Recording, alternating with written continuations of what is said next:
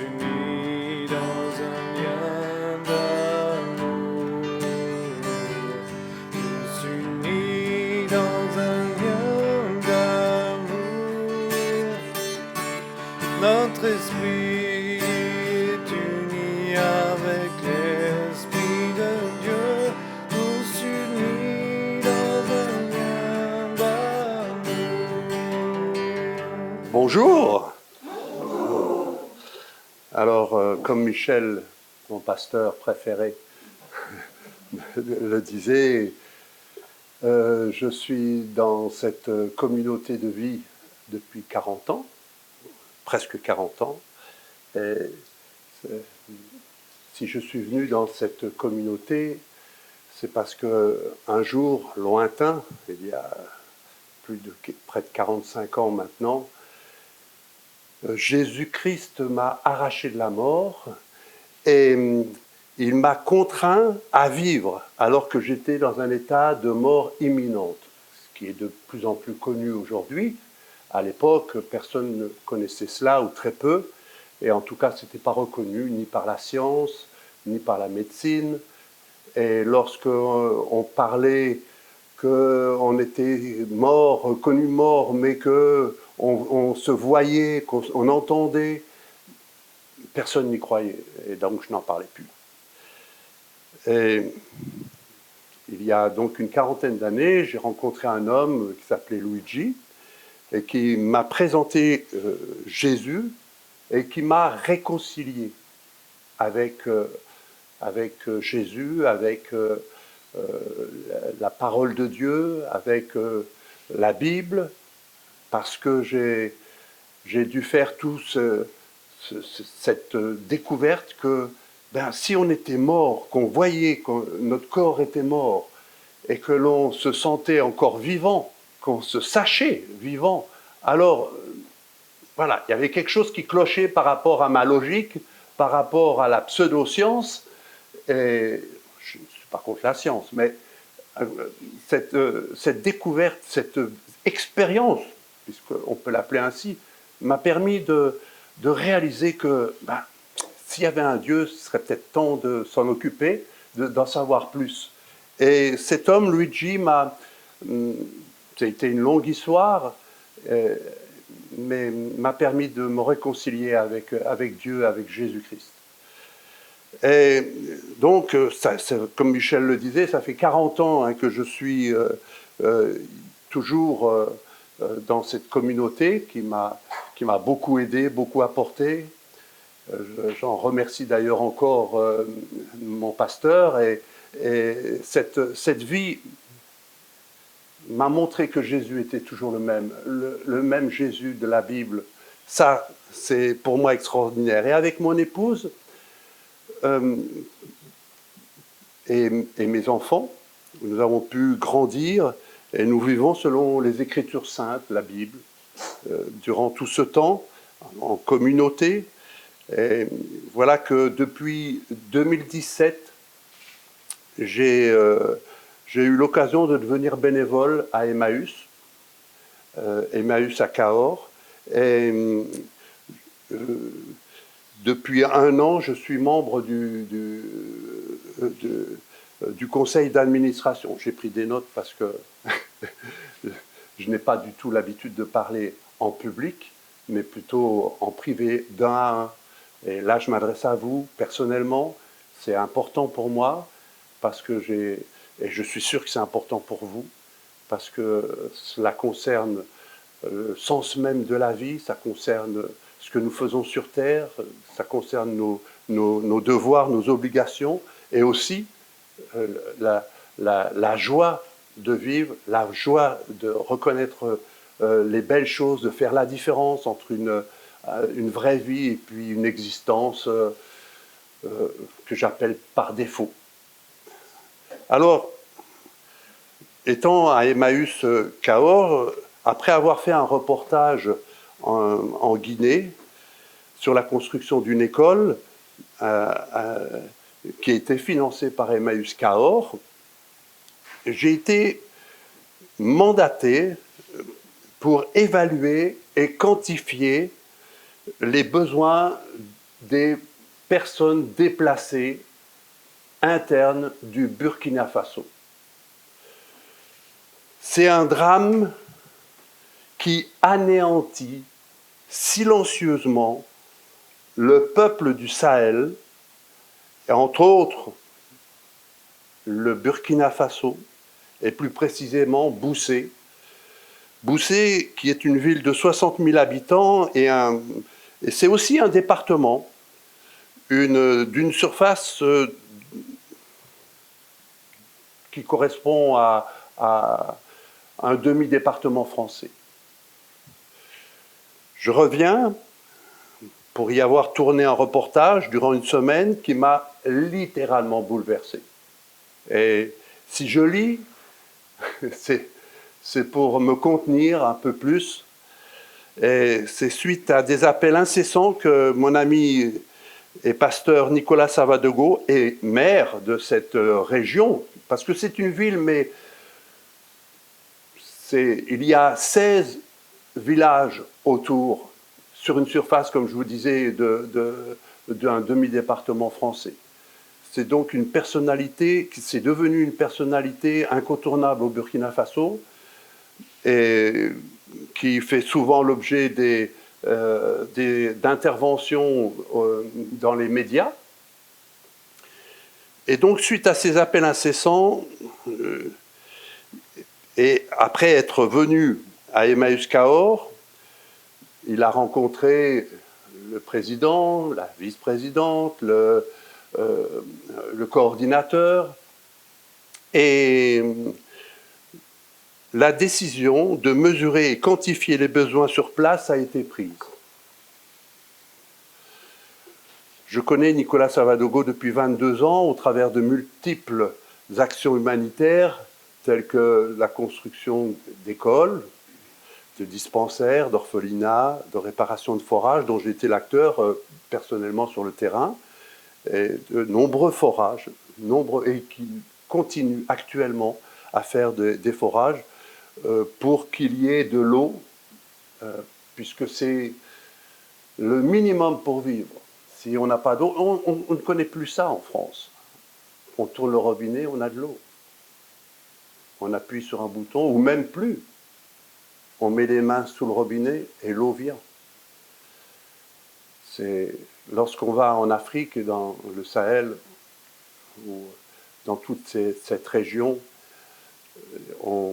l'eau est la chose vraiment la plus précieuse. Il faut des fois des heures chaque jour pour avoir 10 litres d'eau. Pour toute une famille, pas pour une personne. Il y a une différence énorme, et je ne veux pas vous faire pleurer, je veux juste vous dire des réalités, des faits. Ça se passe aujourd'hui dans notre monde, et c'est un pays qui est en pleine émergence. Et toutes ces choses, et puis aussi, j'ai oublié, mais aussi le riz, le taux, le maïs qui a été apporté lors de famines par diverses associations dont c'est faisable, notre association. Et tout cela existe aujourd'hui, et ça n'existerait pas sans l'intervention de Nicolas Savadogo. En tout cas, ça n'existerait pas, et ça n'aurait pas pu se réaliser dans de bonnes conditions. Et c'est pour ça que, encore aujourd'hui, je veux remercier M. Nicolas Savadogo, ex-maire de Boussé et pasteur.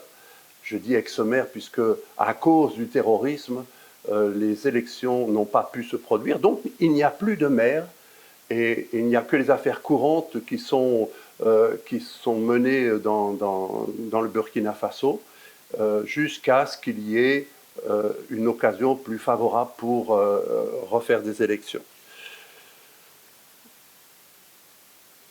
Aujourd'hui, alors que la situation dans ce pays en constante progression, moi j'ai vu la différence en 22 ans de visites et d'actions dans le Burkina Faso, j'ai vu la pauvreté reculer, le désert physiquement reculer, l'obscurantisme reculer. Et celle-ci a été stoppée net dans leur évolution. Premièrement, à cause de la sécheresse. Une sécheresse dont ils n'y sont pour rien, hein, puisque elle n'a jamais été aussi importante, et c'est dû au changement climatique. On ne peut pas dire qu'ils soient responsables du changement climatique. Enfin, j'espère que personne n'ira jusque-là. Il y a eu la Covid-19 qui s'est mise dans la partie, surtout par des conséquences d'augmentation des prix du gasoil, des transports, et aussi, comme toutes les denrées, tout est acheminé par mobilette, moto, voiture, camion, et même avion quand c'est des denrées extérieures importantes. Voilà les raisons qui a stoppé l'évolution, mais aussi la guerre en Ukraine. Ça a mis un coup de grâce à l'espérance de beaucoup. Parce que les prix des denrées de première nécessité ont doublé et même triplé. Déjà qu'ils avaient du mal et qu'ils commençaient à s'en sortir, une telle augmentation est terrible pour eux. Et de surcroît, depuis 2015,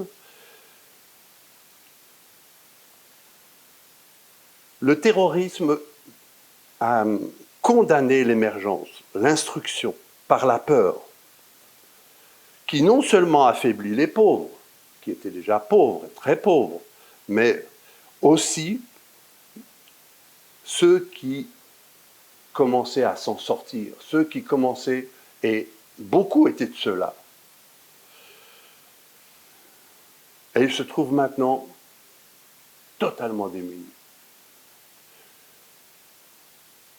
Je fais face, lorsque j'étais sur place, à une lourde détresse invisible, et vous allez comprendre pourquoi, et silencieuse. Le désespoir gagne de plus en plus de femmes et d'enfants déplacés, survivants du terrorisme,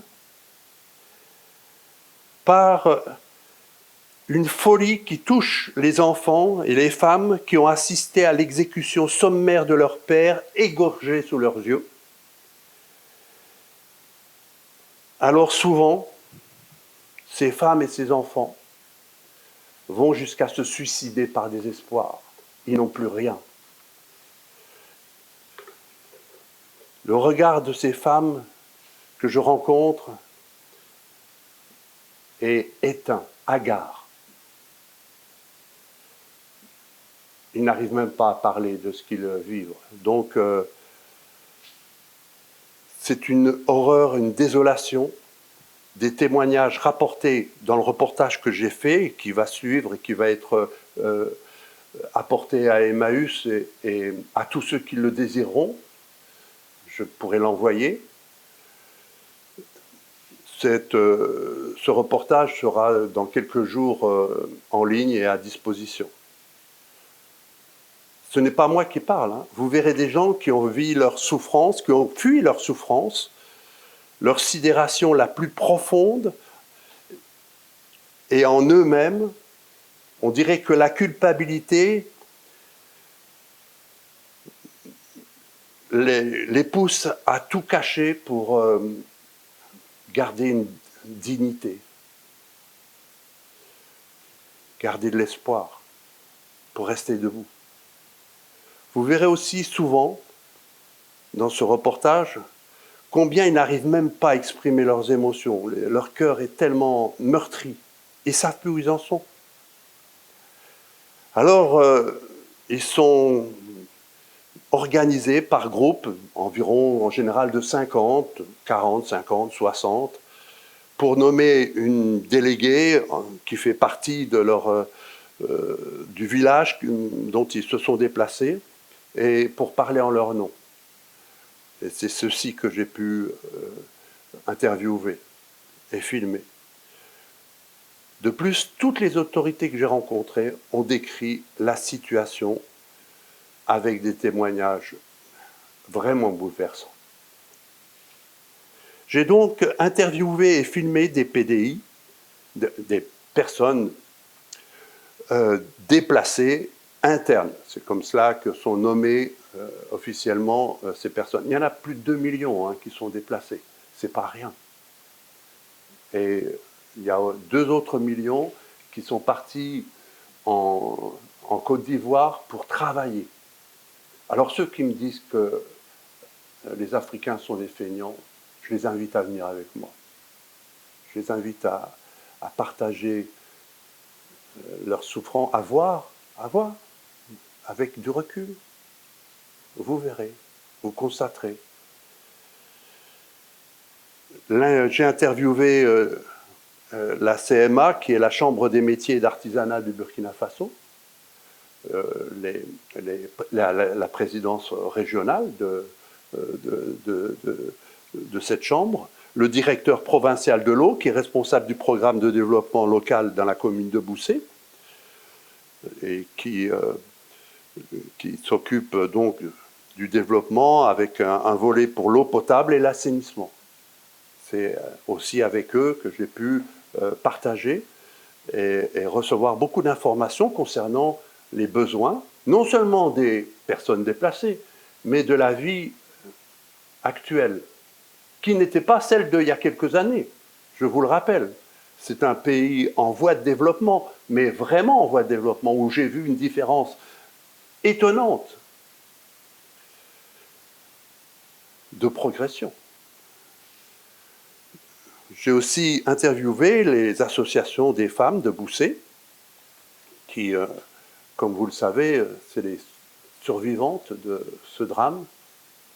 Et je ne parle pas de tout ce qui leur sont faits. Ça m'est insupportable. J'ai interviewé le directeur provincial de l'action sociale de Boussé. J'ai interviewé le préfet de Boussé, donc du département de Boussé, personnellement, mais n'a pas accepté d'être enregistré ni filmé, à cause du droit de réserve que lui impose son pays. J'ai interviewé le président de l'association de la protection des enfants et des personnes vulnérables. J'ai interviewé des pasteurs qui ont recueilli des PDI, des personnes déplacées internes. J'ai interviewé la police et la gendarmerie, qui, elle aussi, par un droit de réserve, n'a pas accepté d'être enregistrée et filmée. J'ai interviewé donc toutes ces personnes. J'ai interviewé des habitants de Boussé et les organisations culturelles et sociales. Tout cela, vous le verrez. Et il y a une sorte d'unanimité dans leur demande d'accompagnement. Ils ne veulent pas être considérés comme des mendiants parce qu'ils ne le sont pas. C'est un peuple travailleur. Les femmes sont des personnes qui travaillent, qui élèvent leurs enfants, qui veulent que leurs enfants aillent à l'école, qui ont pris conscience de la valeur de l'éducation. Leur demande est de les accompagner pour qu'ils soient autonomes. Rien d'autre. Les administrations, la population locale partagent leur terrain avec les déplacés, bien que souvent leurs parcelles soient déjà insuffisantes pour eux-mêmes.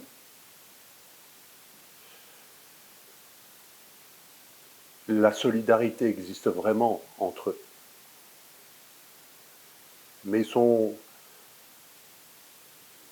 dans une détresse. En conclusion, leur donner la possibilité de cultiver du maraîchage, les légumes et de quoi se nourrir, leur permettrait de garder leur dignité. Devant tant d'abnégation, de patience, de courage pour reconstruire leur avenir, détruit par une guerre qu'ils n'ont pas voulu, par une famine qu'ils n'ont pas voulu, par une sécheresse qu'ils n'ont pas voulu. Tout cela, ils le subissent de plein fouet, et c'est insoutenable d'en rester là. Et certains médias internationaux, que je nommerai pas, mais qui existent quand même en France, relatent de ces faits. Il suffit, maintenant tout le monde va sur Internet, d'aller sur Internet et de taper, j'en vais en nommer un, mais c'est Le Monde. Il donne des informations. Et si vous tapez Burkina 24, si vous tapez... Il y a beaucoup de médias nationaux. Tous les jours, vous verrez relater de ces informations. Ils ne font pas du cinéma, ni pour moi, ni pour quémander quelque chose. Je justifie tout cela tellement c'est important.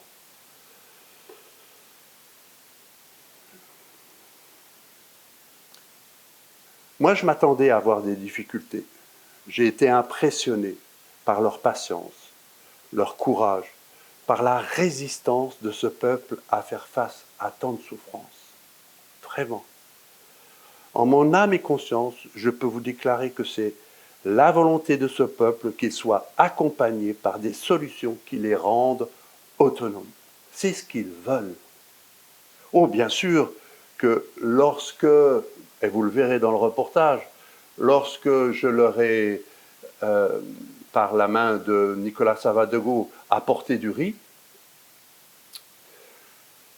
là,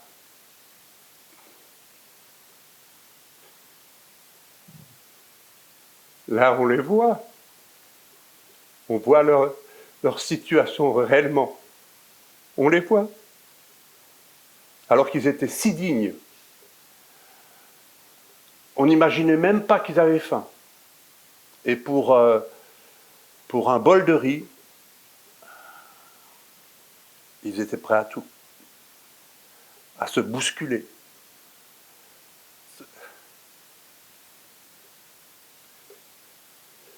Vraiment, c'est...